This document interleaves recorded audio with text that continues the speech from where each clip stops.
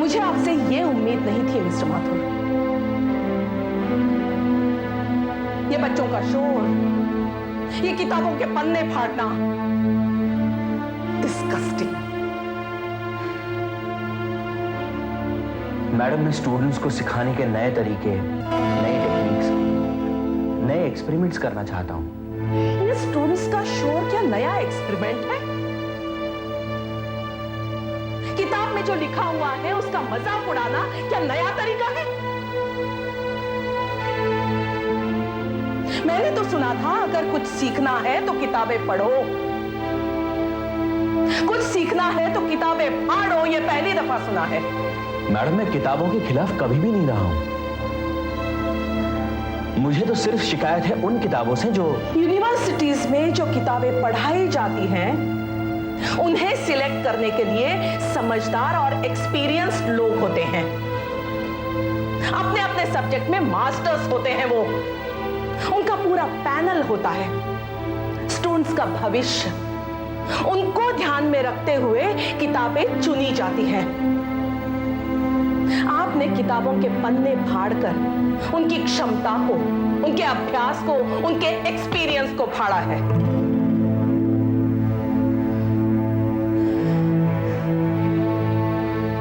जानते हैं इन सबका स्टूडेंट्स पे क्या असर होगा? आज किताब का एक पन्ना फटा है, कल पूरा कॉलेज जलने में देर नहीं लगेगी।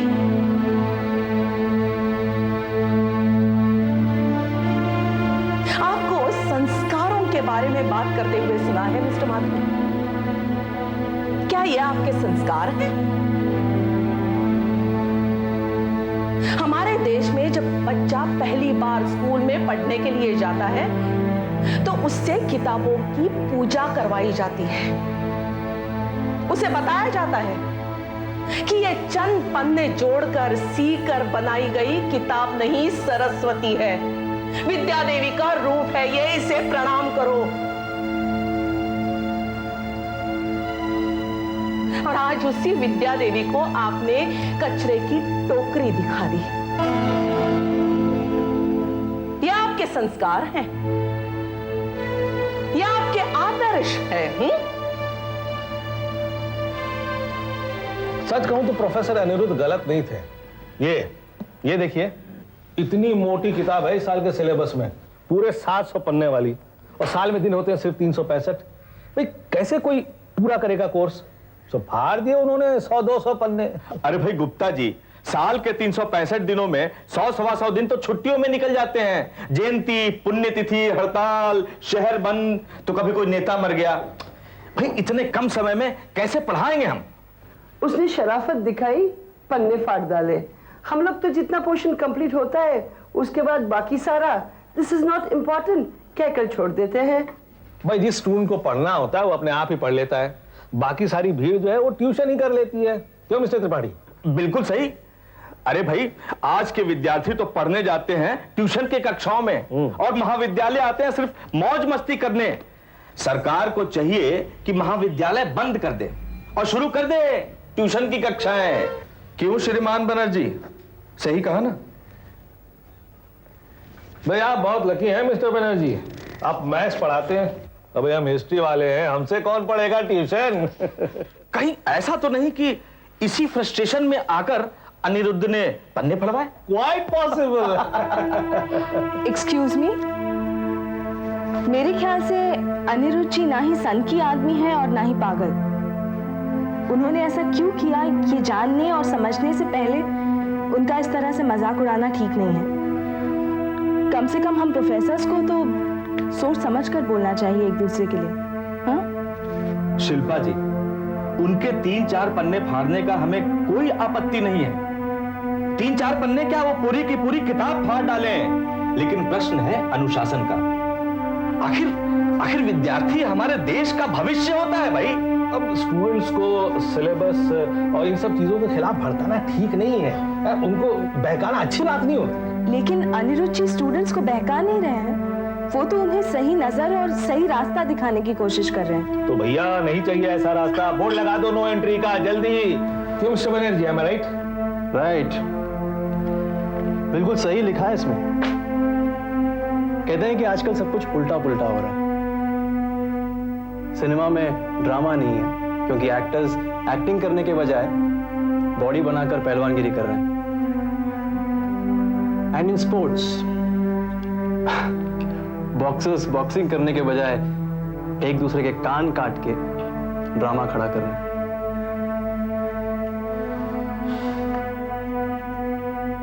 All these professions are getting mixed up.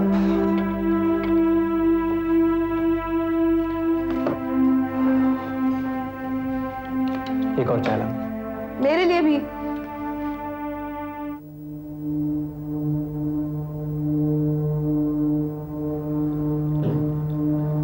Girish, थोड़ा वक्त और गुजर जाने दो। कुछ वक्त उमा को और दो।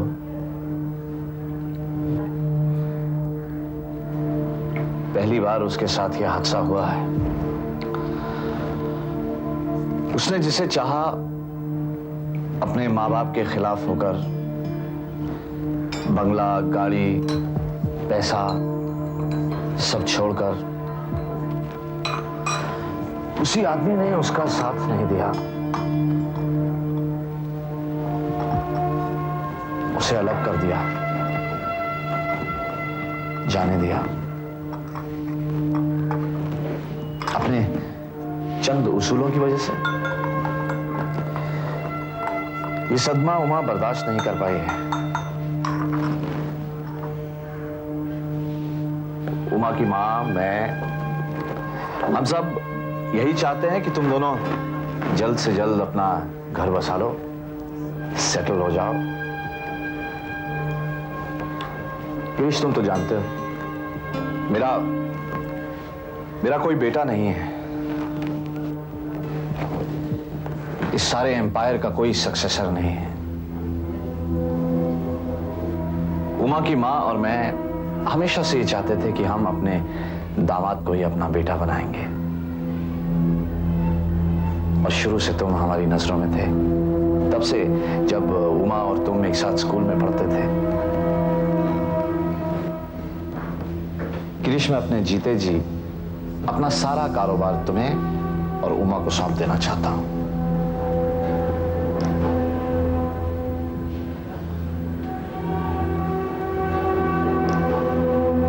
ये सब कुछ शायद मैं ना ले पाऊं अंकल, पर उमा, हाँ, वो जरूर मांगूंगा मैं आपसे, क्योंकि हर वक्त हर हालात में मैंने उमा को मांगा है और वो नहीं मिली है मुझे। मैं उसका दोबारा इंतजार करूंगा तब तक, जब तक कि मैं उसे दोबारा ना खो बैठूं। गिरीश, हमने डाइवोर्स पेपर्स तो बहुत पहले ही अप्लाई कर दिए थे। उमा ने साइन भी कर ही दिए थे। किसी भी वक्त आ सकते हैं हम। एक बार डाइवोर्स पेपर्स आ जाएं तो uncle, sorry to cut you off like this, but Uma और अनिरुद्ध की डाइवोर्स की क्लियरेंस मेरी मोहब्बत की जीत नहीं है।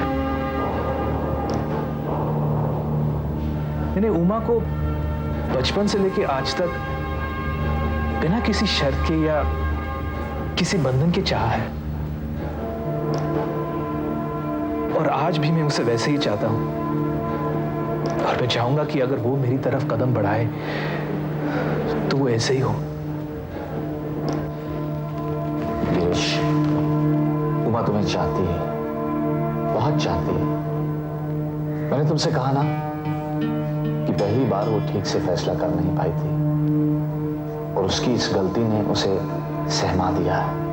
वो डर गई है। मैं जानता हूं अंकल, मैं इंतजार करूंगा। मैं इंतजार करूंगा कि वो अपने इस हालात से बाहर निकल आए और वो अपनी जिंदगी का फैसला खुद कर पाए। मैं इंतजार करूंगा।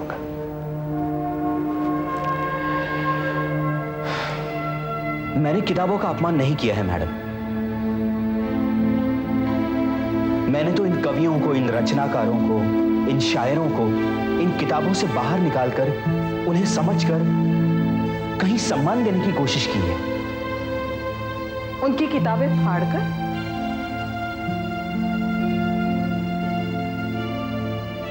कितनों को समझ में आई होगी ये बात? 2 को, 4 को?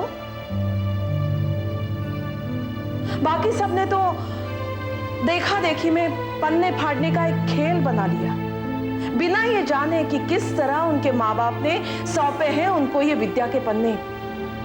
मैडम, इस शिक्षा प्रणाली को किताबों से बाहर हम क्यों नहीं निकालते? क्यों नहीं हम इसे जिंदगी के रूबरू खड़ा करते? क्यों नहीं इसे जिंदगी के साथ जोड़ते? मैडम, जो शिक्षा जिंदगी के साथ जुड़ी हुई नहीं है, या तो वो नष्ट हो जाती है या फिर किताबों के पन्नों में बंद होकर रह जाती है। तो आप क्रांति लाना चाहते हैं, एक नया सिस्टम, नई व्यवस्था लाना चाहते हैं। जी, और मैंने आज जो कुछ भी किया है वो इसकी शुरुआत है। माफ करना मिस्टर माथुर, मेरे स्टूडेंट्स हैं, गिनी पिग्स नहीं। ये वो चूहे नहीं हैं जिन पर नए नुस्खे, नई दवाएं, नए प्रयोग आजमाए जाए। ये जीते जागते इंसान हैं, उनका एक भविष्य है और उस भविष्य के साथ मैं आपको खिलवाड़ नहीं करने दूंगी। मान लीजिए आपका यह नया एक्सपेरिमेंट, यह नया अंदाज गलत साबित हुआ तो उसकी जिम्मेदारी कौन उठाएगा? मैडम, अगर पुराना रास्ता छोड़कर नई सड़क तलाश करनी है तो कुछ देर तो भटकना पड़ेगा ही। और इस भटकने की कीमत कौन चुकाएगा? कौन भुगतेगा उसके नतीजे को?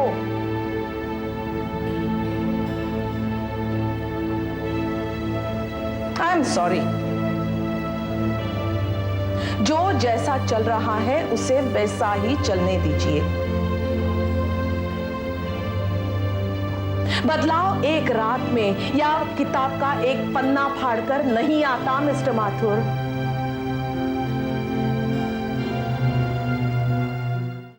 मगर शिल्पा जी, तुम्हें प्रोफेसर अनिरुद्ध की बातें और उनका पन्ना शन्ना फाड़ना सही और अच्छा कैसे लग सकता है? मैडम तो बहुत नाराज है। मतलब गुप्ता जी, मैडम मेरी माँ है, इसका मतलब ये तो नहीं कि मेरी सोच, मेरे विचार बिल्कुल वही हो जो मैडम के हैं। वो अलग भी तो हो सकते हैं। मैं अलग हूं, मेरी आइडेंटिटी, मेरा स्वभाव, मेरी पसंद। और रही बात अनिरुद्ध जी की, तो इस मुद्दे पर मैं उन्हीं के साथ हूं।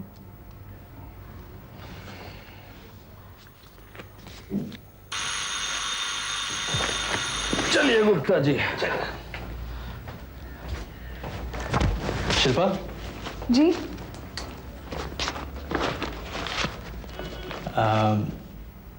इस मुद्दे पर मेरा सोचना भी अनिरुद्ध से कोई अलग नहीं है। जानती हूँ। शिल्पा, अनिरुद्ध ने जो कुछ किया, जो कुछ कहा, वो सही है, लेकिन सबके लिए सही नहीं है। फॉर एग्जाम्पल, मेरे क्लासेस में 3 किस्म के बच्चे आते हैं। कुछ ऐसे जो बहुत ही बुद्धिमान हैं, ब्रिलियंट। कुछ हैं जो एकदम कमजोर हैं, और कुछ हैं जो कमजोर भी नहीं है और ब्रिलियंट भी नहीं है। अब अनिरुद्ध का तरीका ब्रिलियंट बच्चों के लिए बिल्कुल सही है, 100% राइट। लेकिन मेरे पास तो डफर्स भी हैं और ब्रिलियंट स्टूडेंट्स भी हैं। उनका क्या करें? छोड़ दें? अब ये किताब इन तीनों बच्चों को मद्देनजर रखते हुए बनाई गई। इनके पन्ने में नहीं फाड़ सकता। ब्रिलियंट बच्चों के लिए लाइब्रेरी में और भी किताबें हैं। शिल्पा, इस दुनिया में छोटे छोटे कैक्टस भी हैं, पर ऊंचे, लंबे, ट्रीज। अब प्रॉब्लम यह है कि अनिरुद्ध कैक्टस को खींच कर लंबा बनाने की कोशिश कर रहा है, स्ट्रांग बनाने की कोशिश कर रहा है, which is not possible। Madam, जब पहले दिन मैं यहां आया था और मैंने स्टाफ के सामने अपने विचार रखे थे, तब आपने कहा था कि आप मेरे विचारों से सहमत हैं।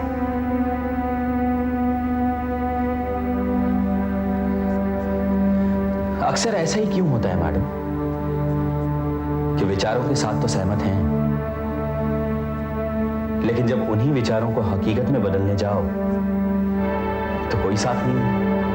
मैं इस बहस को आगे नहीं बढ़ाना चाहती। मुझे जो कहना था मैंने कह दिया। मुझे उम्मीद है कि आगे चलकर आप कोई भी ऐसा कदम नहीं उठाएंगे जिससे कॉलेज के डिसिप्लिन या शांति में बाधा पड़ जाए। मैं कोशिश करूंगा।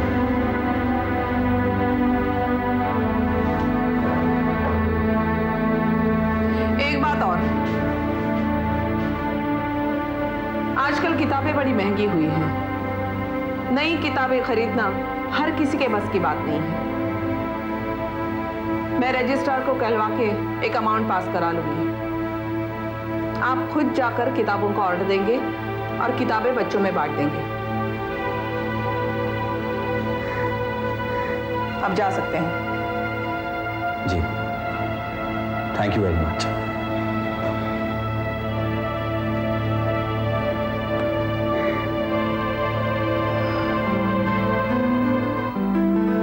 उमा, जिंदगी में अगर मैंने कुछ खोया है या पाया है, वो सिर्फ तुम हो। बचपन में मैंने तुम्हें पाया, एक साथ बड़े हुए, और फिर अचानक एक दिन मैंने तुम्हें खो दिया अनिरुद्ध के पास।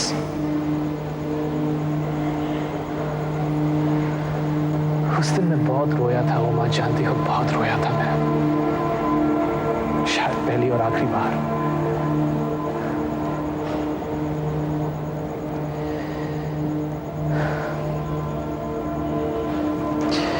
पर तुम्हें खोकर भी मैंने हमेशा तुम्हारी खुशी ढूंढी कि अगर तुम खुश हो तो मैं ठीक हूं। जानती हो, जब अनिरुद्ध और तुम्हारे बीच तनाव बढ़ रहे थे, तब मैं भी तुम्हारे साथ तकलीफ के दौर से गुजर रहा था। जानती हो,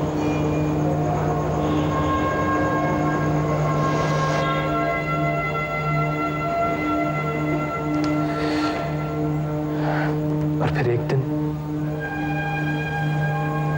तुम वापस घर आ गई। बहुत दुख हुआ था मुझे तुम्हारी तकलीफ देख कर उमा, पर कहीं मेरे अंदर का स्वार्थी इंसान बहुत खुश हुआ था उस दिन,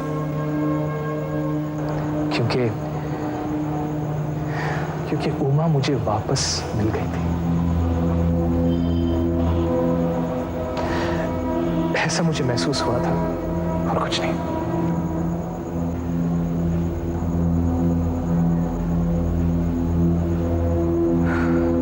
एक उम्मीद वापस जाग गई मुझ में,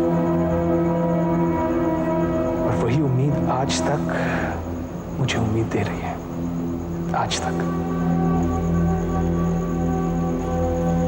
मत रखो जिंदगी से उम्मीद गिरीश, वो तुम्हें एक लंबी कतार में खड़ा कर देगी। उस कतार में खड़े खड़े तुम थक जाओगे, या तो फिर अपनी उम्मीद आधे में तोड़ दोगे।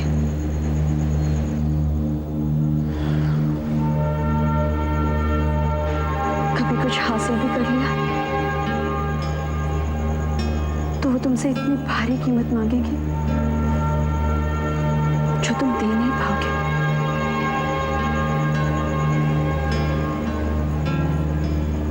जिंदगी सपने बहुत ऊंचे दामों में बेचती है, देखना, उन्हें हकीकत में लाने की कोशिश मत